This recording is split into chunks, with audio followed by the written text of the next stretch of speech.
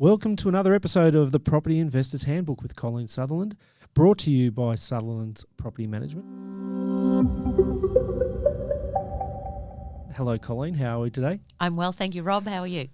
I'm awesome today. Look, I'm really looking forward to this podcast because I want to know about all this. So today we're talking about the tips for being a successful landlord. We've got 5 tips for people to be a successful landlord. Yes. And this was the make or break for a lot of people. So it is, yeah. We've come to an expert. We know that Colleen Sutherland is the expert in property management. Mm-hmm. We like to think that she's number one. So tell us, what are the tips for being a successful landlord? Well, I've got 5 basic tips here, and it's mainly if you're self-managing. Yep. But firstly, securing yourself the right tenant. So to do the right due diligence, making sure you put the right tenant in there, and above all, making sure that you've done the entry condition report or the ingoing report, yep, because that is vital for the end of the tenancy, and as detailed as possible, as many photos as possible, so that you know the exact condition of the property when they first go in. So a tenant goes into the property and we make sure that everything is in order for them. Yes. And also that we document or record what that property, what the condition of the property was then, so that if something goes wrong, you've got a baseline. Is that what it's about? It is, because when they go to move out, and if they're there 12 months, you sort of have a recollection of what the property was like when they moved in, but your recollection when it comes to tribunal is not going to cut it, so you Yep. have to have a written record. But if they're there 5+ years and then the tenant says, well, that was there when I moved in, you've got no... It's only one way to prove it. Yeah. Isn't it? And then if you're claiming that, the onus of responsibility of proof is on you. Yep. Now, that sounds like a great tip and it sounds like it would be perfect, but I'm gathering that there's going to be 4 other really good tips coming up as well. So what else should we be looking for? The other thing that to look for is when you're collecting the rent, you need to have a document that records the rent that you're collecting. It needs to be recorded on the day that you receive it, how much it's for, and you're paid to from 2 dates. Because if you ever need it or need to go back over it, then you've got that record and you send it off to the tenant and say, well, tick this off and see if we match. Because problems do happen in that respect where a tenant thinks that they've paid and they haven't, or they did pay and it just wasn't documented correctly and yes, the landlord is telling the tenant they're behind. But also if there's one or more than one tenant and they're all paying separately. So say there's 3 bedrooms and they're just 3 mates and they're paying the rent themselves. And it's like, well, I paid it last week. Well, did you though? And then, that landlord's recording it all. Then it can go back to the tenants and say, well, this is my record. What is yours? This sounds like a full-time job on its own. What's the next tip for people to look at? The next tip is maintenance. So it's no longer relevant to say, I'll get to that, because there is a section in the Act that stipulates that the landlord must maintain the property in a clean condition and fit for purpose, which means fit to live in. Yep. And that in itself is huge, because if you're living in the house and you've got a broken door or something like that, it's like, meh. Yeah. But if the tenant is there, they're paying money to live in this house and it needs to be in good working order. So you would need to fix the door in a timely manner. And I'm talking about locks, I'm talking about gutters, so many areas where normally if you lived in the property, you just put up with it. Yep. But when there's a tenant and it's a small business, you need to be maintaining it. That's right. You've got to treat it as a business, don't you? Yes. If there's a crack in the window, that window needs to be repaired. Yes. With the minimum housing standards that came in, they come in on the 1st of September 2023, you're really not even going to have choice with mould on the roof or curtains, locks. Everything is going to be very regulated, and that's going to be across Australia. But that's a good thing, isn't it? It is a good thing, because much of it's like you have to have a functioning kitchen and laundry. Yeah. And normally you just go, well, yes, of course. Yeah. But when you look at a current affair and you see some of those things on there, and the landlord has got a gas bottle and a cooktop on the kitchen bench and things like that, you can't do that. It doesn't cut it. No.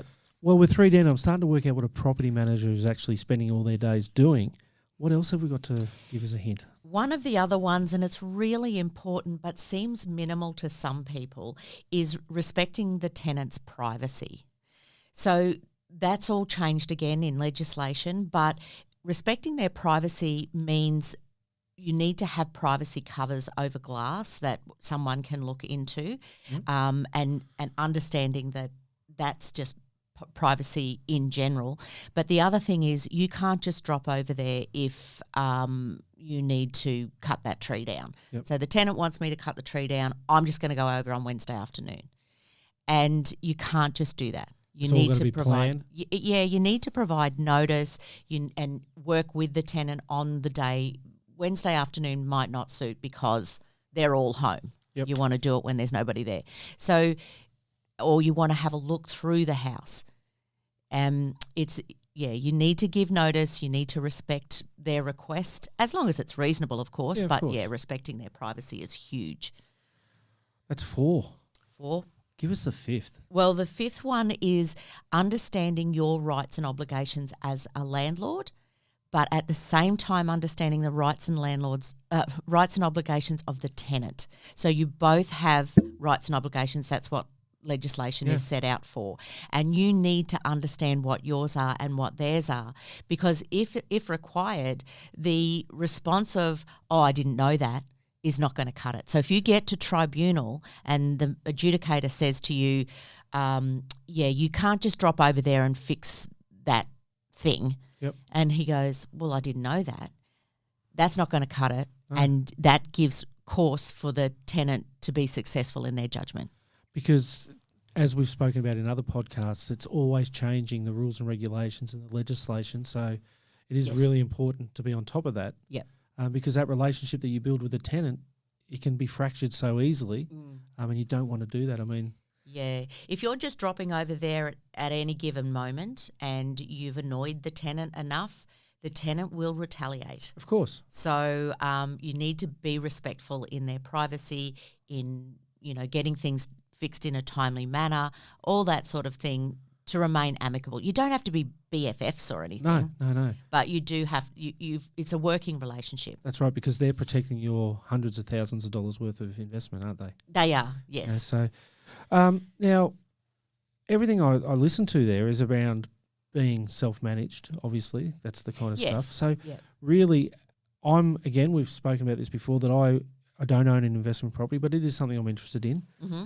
That scares me. But this is why we come to someone like Sutherland's Property Management, to have them do all that stuff, keep our interest in that investment, and make sure that we comply with all the relative legislation and laws.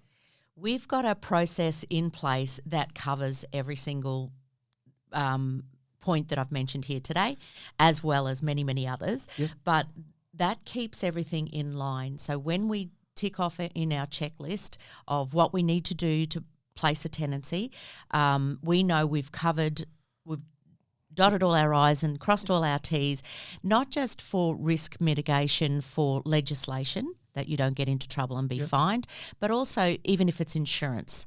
Yep. So we've done all the due diligence we can with accepting that tenancy and why we've accepted it, so that if that tenancy goes wrong and we've had to make an insurance claim, then we've got everything necessary and we've done everything that was required to maximise an insurance claim. That's incredible advice, and it is a reason why we should be looking to have our investments protected through, we protect it through insurance, but we should be protecting it through a property manager as well. Yes, and then that comes back to choosing the right property manager who has the right systems in place for you to be successful. I think we've spoken about that in another podcast.